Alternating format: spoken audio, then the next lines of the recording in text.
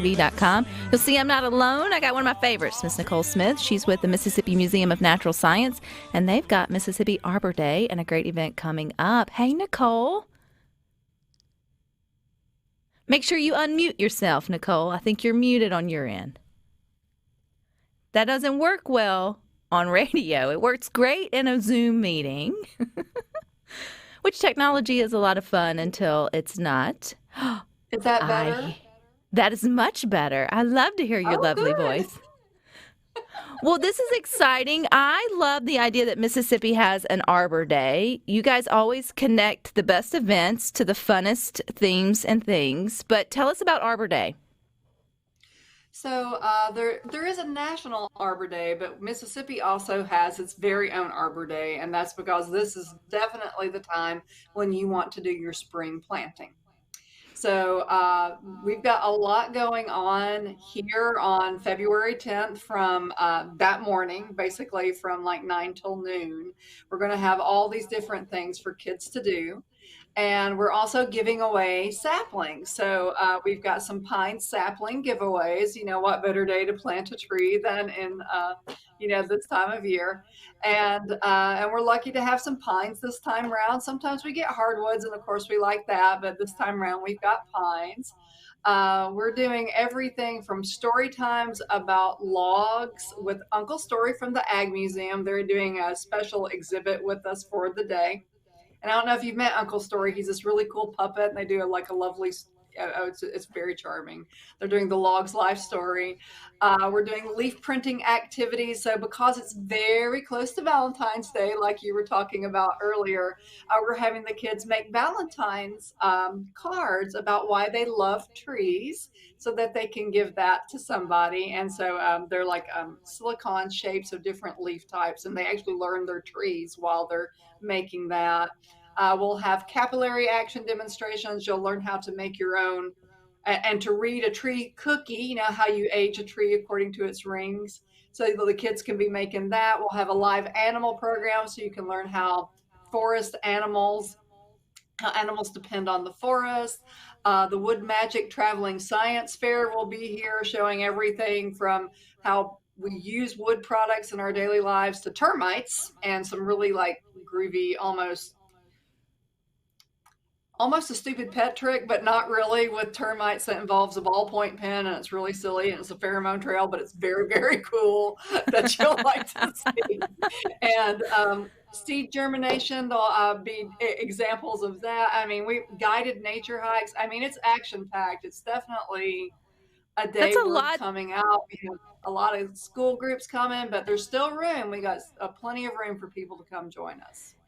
Nicole, is this just one day, or is this several days, or is some of this stuff sort of intertwined in what's going on at the museum over the next couple of weeks? Because I know spring break is, right over the hump there. Yeah, so this actually is one particular day that we're talking about. So Stem, Leaves, and Trees is our celebration of Mississippi's Arbor Day. So that's a special morning. But yes, there is a lot here right now. We have the From Here to There exhibit, and okay, I got to admit, my inner 8-year-old kind of lost her mind when this exhibit got here, because it's all physics. It's very playful. It's about transportation, but like at one point you're in a hovercraft, and like for real, you're in a hovercraft. You can get to try that out. There's little kid-sized hot air balloons that they can make fly up to the top. I don't know. It's just awesome. It's just so much fun. So it's all of Newton's laws, all transportation, very interactive. And oh my gosh, I'm tired already just thinking about all the stuff we've got going on. Well, I'm always impressed, Nicole, that it always seems like you guys come up with something new and innovative there at the Mississippi Museum of Natural Science, and it's never ending. Do you guys just constantly sort of curate different ideas to get the community interested in nature?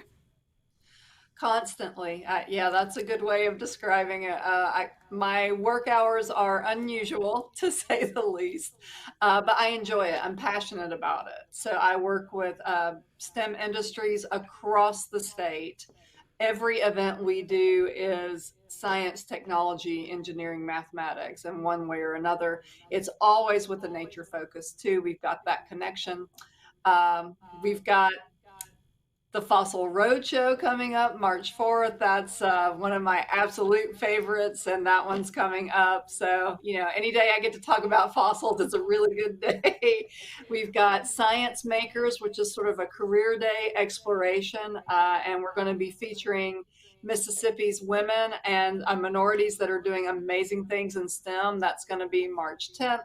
And then spring break week is just going to be, whoo boy, buckle up because we've got a spring break camp. We have teacher workshops that week. We even have a pollinator day that Wednesday, March 15th.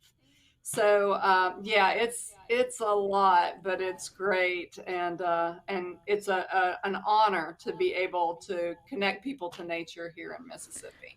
I always like to remind folks when you're out and you're driving around, or maybe you're coming through the central area or wherever it may be, don't forget to stop there at LaFleur's Bluff with all the great parks as well as the great museums, with the natural science being one of them.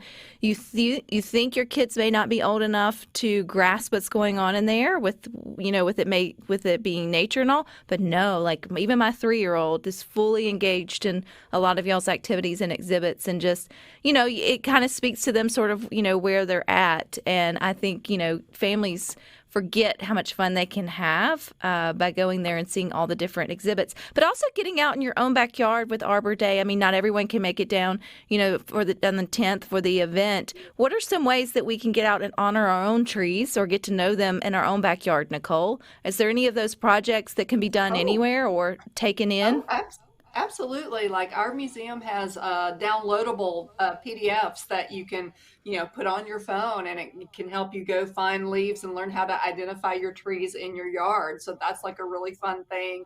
You can Google like Arbor Days around me, and you will see places that are giving away trees. I think even the Clinton Nature Center is having their native plant sale on the 11th. So that, I mean, if that's in your neighborhood, you want to check that out. That's really fun. Our trails here are always here for you, so you all want to get out in that. And if you just want to go and enjoy the tree in your backyard, that's very good too. Like I love to set up an observation station and see what wildlife is coming to visit your tree, because How we do you all do that? are. Oh, How do you do that? so many good ways. So if you like birds, you can put bird feeders up or bird baths. I'm a big fan of a bird bath because everything needs water, right? That's a good thing. Keeping it clean, you want to wash it once or twice a week to make sure there's no, illnesses or anything that could be transferred there. I like to have binoculars near my favorite place to sit in the morning for my cup of coffee. And so I'll get my binoculars out and watch the birds while I'm having my cup of coffee while I'm getting ready for my day. And that's just part of my fun way of getting ready. Um, I love that. my little niece is very into bugs right now, so we'll go up to trees and like we'll put sugar water on the tree to see if moths come up at night. We're sugaring for moths, or we might check and see what.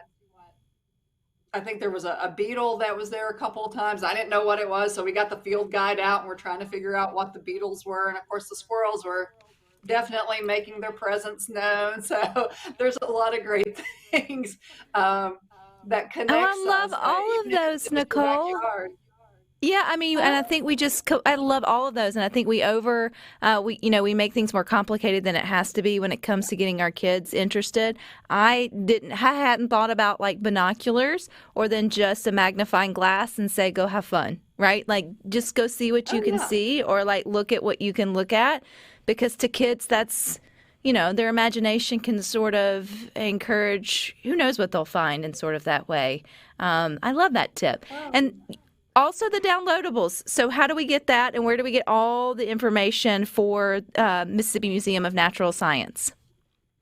So there's a couple of ways. If you Google Mississippi Museum of Natural Science, you'll see our website. And if you look in education, there's a lot of stuff under the education area, not just for educators, but for families, homeschool families, all those great downloadables, everything from scavenger hunts for your own backyard to things to do when you come here.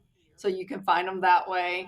If you follow us on social media, whether it's Instagram or Facebook or anything like that, we're relentless in posting things there. That has a lot to do with a very modest advertising budget, so we go with social media all the time. And you do And a when in great doubt, you job can there. always Yeah. make a phone call. Absolutely. Well, that's this Saturday, this Friday, February the 10th. Yep, 9 to 12, correct?